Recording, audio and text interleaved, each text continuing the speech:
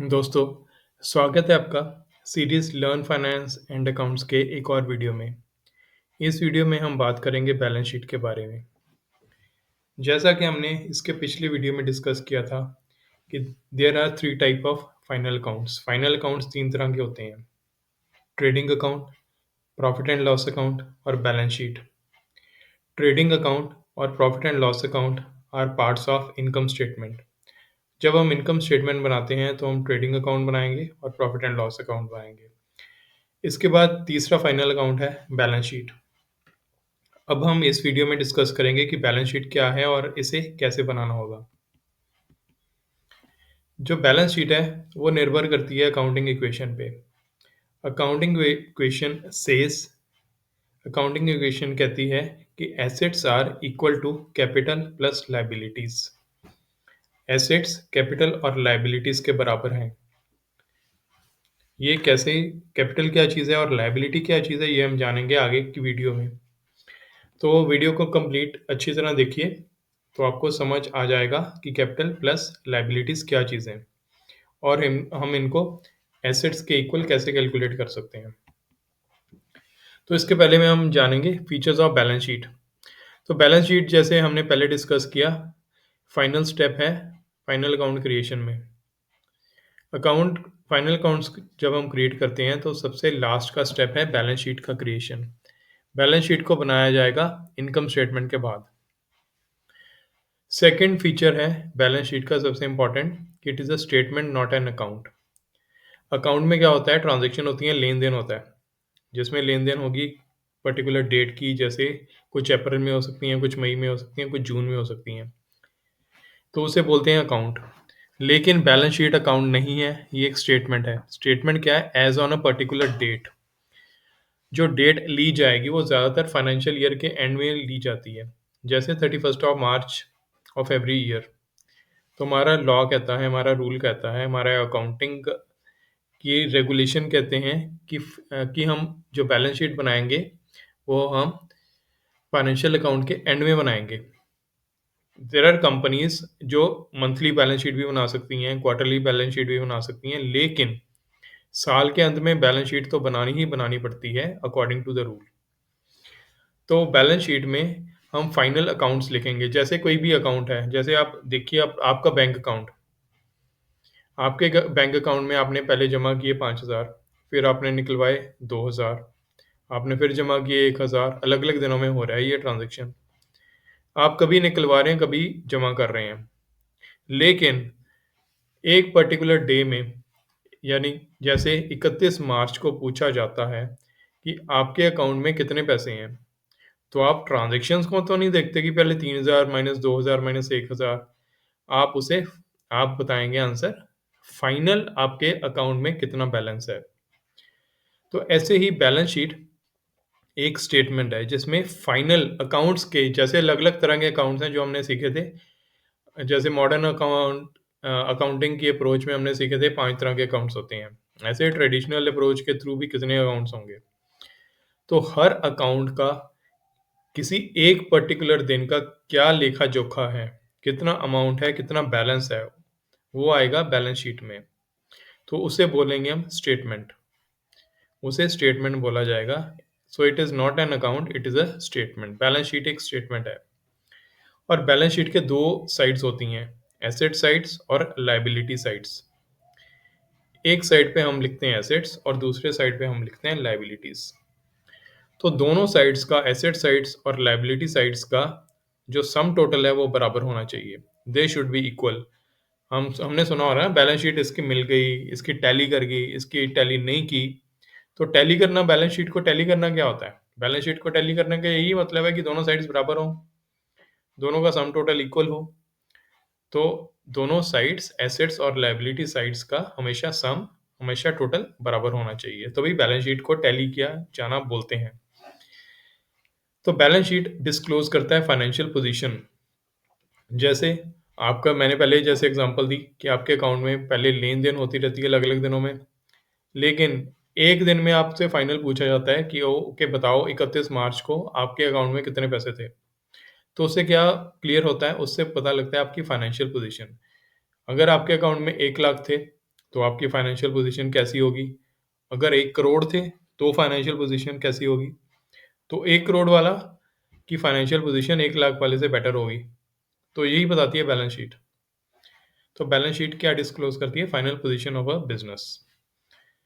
इसका छठा फीचर है, it is prepared after trading and profit and loss account. So हमने पिछले वीडियो में देखा कि trading and profit and loss account जो इनकम स्टेटमेंट्स में आते हैं, उनको कैसे बनाया जाता है।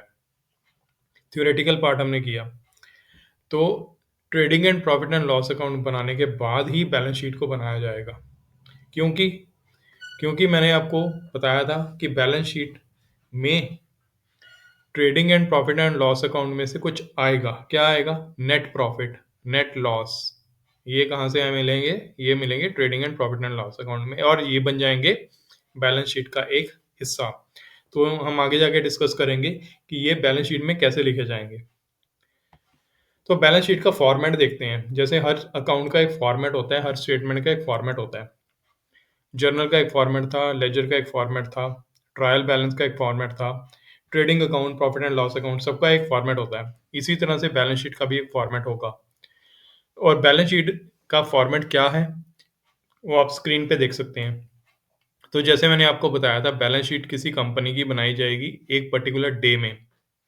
एक पर्टिकुलर डे में उसके बैलेंसेस, अकाउंट्स के बैलेंसेस कितने-कितने हैं, वो लिखा जाएगा बैलेंस शीट में। जैसे ये बैलेंस शीट बनाई गई 31 मार्च 2020 को, 31 मार्च 2020 को हमने ये बैलेंस शीट बनाई। तो इस बैलेंस शीट के 2 हिस्से हैं। एक साइड पे आप देखेंगे लायबिलिटीज़ लिखी हुई है, उनका अमाउंट लिखा हुआ है, एक साइड पे एसेट्स लिखे हैं, उनके अमाउंट लिखे हैं। तो लायबिलिटीज़ में आएगा कैपिटल, उसमें हम प्रॉफिट ऐड करेंगे। प्रॉफिट क्या? Profit, net profit. Net profit हमें मिला था इनकम स्टेटमेंट में से, प्रॉफिट एंड लॉस अकाउंट में से। फिर हम लिखेंगे शॉर्ट टर्म लोन्स, जो हमने लोन लिए हैं, जो कंपनी ने, बिजनेस ने लोन लिए हैं, short term loans. Short term कैसे लोन्स? जो 1 साल के अंदर अंदर हमें चुकाने हैं, वो वाले लोन्स लिखेंगे हम। फिर हम लिखेंगे लॉन्ग टर्म लोन्स, जो लोन 1 साल के बाद चुकाने होते हैं। जैसे टर्म लोन बैंक से लिया, टर्म लोन 5 साल का, 10 साल का, वो भी हम यहाँ पे लायबिलिटीज़ में लिखेंगे। तो ये सब क्या आ रहा है? लायबिलिटीज़। लायबिलिटीज़ में क्या-क्या आते हैं? लोन्स, जो हमने किसी से एडवांस लिया हो, किसी से लोन लिया हो बैंक से, या उधारा या कर्ज़ा लिया हो अपने फ्रेंड से, तो वो सारे लिखे जाएँगे यहाँ पे। हम डिटेल में पढ़ेंगे कि इनमें क्या-क्या लिखा जाएगा। ये तो हो गया left side, liability side of the balance sheet. उसके बाद जाते हैं राइट साइड, एसेट साइड में। एसेट साइड में हम लिखते हैं current assets, fixed assets, intangible assets और इन्वेस्टमेंट्स। ये एसेट्स हमने पढ़े थे, आपको जैसे याद होगा, शुरू-शुरू में हमने जो पहला वीडियो बनाया था, अकाउंटिंग कैसे करें। तो अकाउंटिंग कैसे करें और अकाउंट्स में कितने-कितने और अकाउंटिंग में कितने के तरह-तरह के अकाउंट्स आते हैं, एसेट्स, लायबिलिटीज़, एक्सपेंसेस, ये सब जब हमने पढ़े थे, तो हमने एसेट्स के बारे में डिटेल में पढ़ा था। एसेट्स करंट एसेट्स भी हो सकते हैं, फिक्स्ड एसेट्स हो सकते हैं, इनटैंजिबल एसेट्स हो सकते हैं। और फिर हम उसके बाद लिखेंगे इन्वेस्टमेंट्स। जैसे हमने हमारी बिज़नेस में ने एक फिक्स्ड डिपॉज़िट बनाई बैंक में। कितने की फिक्स्ड डिपॉज़िट है, वो हम यहाँ पे लिखेंगे। हमने कुछ म्यूचुअल फंड में इन्वेस्टमेंट कर दी, वो लिखेंगे। या हमने ज़मीन खरीद ली। ये सारी इन्वेस्टमेंट्स लिखे जाएँगी right side of the balance sheet में, और दोनों का टोटल किया जाएगा। टोटल दोनों बराबर होने चाहिए। तो कैसे टोटल करेंगे, क्या-क्या इनकी डिटेल है, वो हम आगे जानेंगे इस वीडियो में। तो ये हैं items of the balance sheet. सबसे पहले हमने आइटम देखी थी कैपिटल। कैपिटल को हिंदी में बोलते हैं पूंजी। जब हम कुछ भी काम शुरू करते हैं, बिज़नेस शुरू करते हैं, दुकान शुरू करते हैं, फैक्ट्री लगाते हैं, तो हमें चाहिए पैसा। Funds are required. फंड्स को बोला जाता है, जिससे हम बिज़नेस शुरू करते हैं, उसको बोला जाता है कैपिटल। तो हमें जो एसेट्स जो ज़्यादा हैं लायबिलिटीज़ से, excess of assets over liabilities due to outsiders, उसे बोला जाएगा कैपिटल। आउटसाइडर्स क्या हैं? जो पैसे इन्वेस्ट कर रहे हैं कंपनी में, जो इसके शेयर्स खरीद रहे हैं, या इसके जो प्रोप्राइटर्स हैं या पार्टनर्स हैं, ओनर्स हैं, वो जो पैसे लगाएंगे कंपनी में, जो पैसा लगाएंगे, उसे बोला जाएगा पूंजी। अब कुछ पूंजी क्या होगी? कुछ पूंजी होगी हमें दूसरे फिक्स्ड एसेट्स खरीदने के लिए रिक्वायर्ड। लेकिन लेकिन जो पूंजी बिजनेस में आ गई, उसको बोली जाएगी कैपिटल।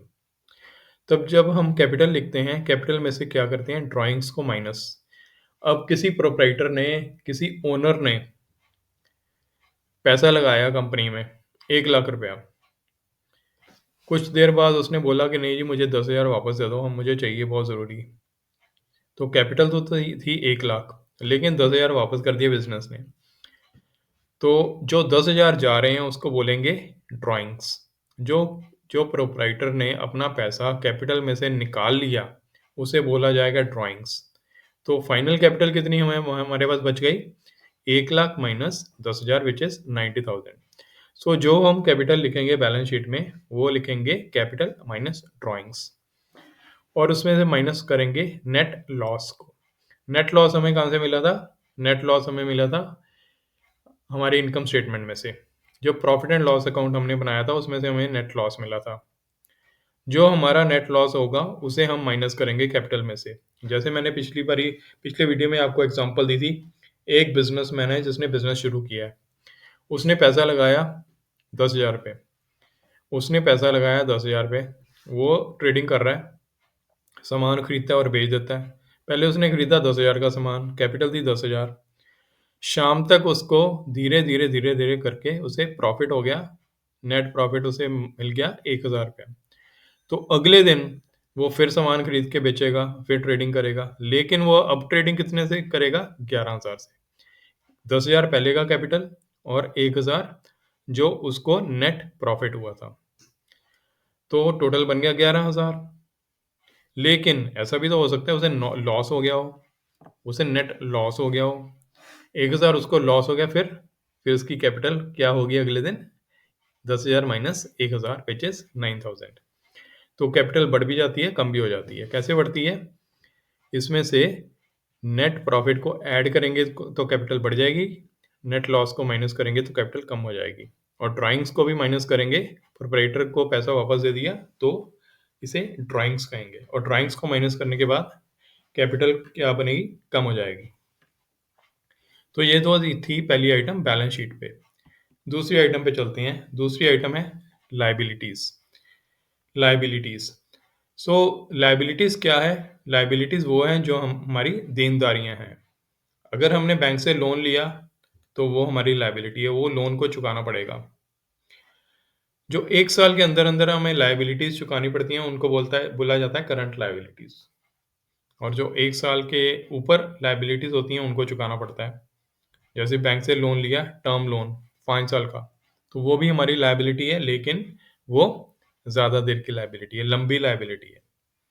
तो लाइबिलिटी शॉर्ट टर्म लोन्स भी हो सकते हैं, लॉन्ग टर्म भी लोन हो सकते हैं। और जैसे अदर लाइबिलिटीज होंगी, जैसे बिल्स पेबल। बिल्स पेबल क्या है, जैसे हमने किसी को पैसे देने हैं, दुकानदार से उधारा खरीदा है, तो उसको चेक काट के दे दिया। चेक उसने जमा करवाया अगले महीने, बैंक में जमा करवाया, तो उसको पैसे मिल जाएंगे।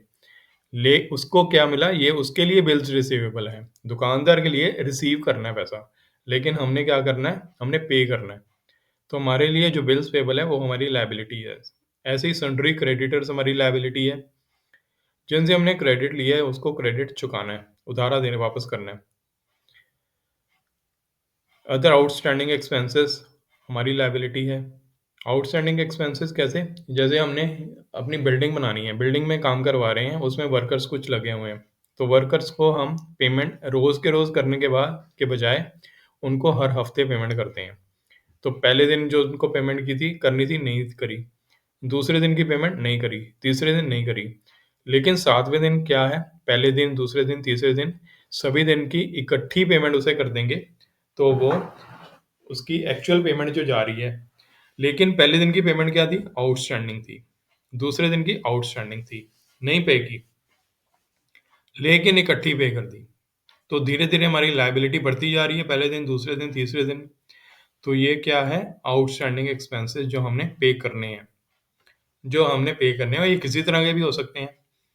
आउटस्टैंडिंग एक्सपेंसेस तो किसी तरह के भी हो सकते हैं, जैसे हमारे मोबाइल का बिल आता है, बिल पे करना है हमने, यूज़ तो कर ली सर्विस, अब बिल पे करना है, तो ये हमारा आउटस्टैंडिंग एक्सपेंसेस है। तो ये सभी आते हैं लाइबिलिटीज पार्ट में, बैलेंस शीट के लाइबिलिटीज पार्ट में। अब हम देखते हैं कि बैलेंस शीट के एसेट पार्ट में क्या आता है। एसेट वाले हिस्से में क्या आता है? पहली चीज़ जो आती है वो है करंट एसेट्स। एसेट्स क्या है? एसेट्स को कैश में कन्वर्ट किया जाता है। या तो वो कैश होंगे या उनको कैश में कन्वर्ट कर दिया जाएगा, कर सकते हैं। तो करंट एसेट्स क्या हैं जिनको हम कैश में कन्वर्ट करते हैं विद इन 1 ईयर? जैसे कैश तो पहले से ही है, जैसे बिल्स रिसीवेबल। याद है वो दुकानदार को जिससे हमने उधारा खरीदा था? दुकानदार को जो चेक मिला था उसके लिए बिल रिसीवेबल है। अब सोचिए हम ही दुकानदार हैं, तो हमें जो चेक मिला वो हमारे हमारे लिए रिसीवेबल है, उसके हमें पैसे मिलेंगे। तो वो हमें कहाँ पे आएगा? हमारे पास आएगा करंट एसेट्स में। कस्टमर के लिए लायबिलिटी है पैसे देने, लेकिन दुकानदार के लिए एसेट है। रॉ मटेरियल जो हमारे पास पड़ा हुआ है, उस रॉ मटेरियल को हमने कन्वर्ट करना है फिनिश गुड्स में और बेचना है। और अगर हम उसे कन्वर्ट करते हैं विद इन 1 ईयर तो वो हमारा करंट एसेट है। ऐसे सेमी फिनिश गुड्स हमारा एसेट है जिनको हम कन्वर्ट करेंगे 1 ईयर में।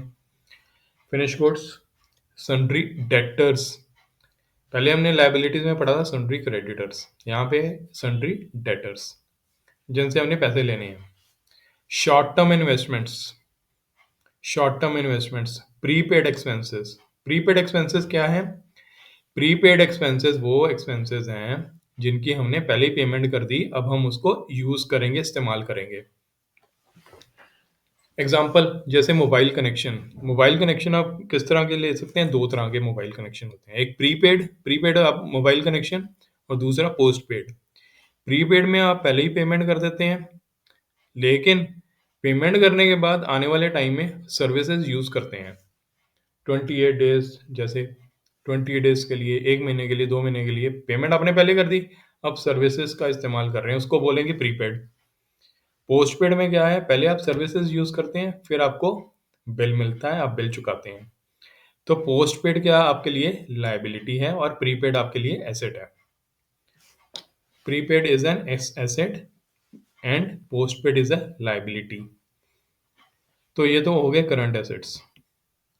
अब हम आते हैं फिक्स्ड एसेट्स पे।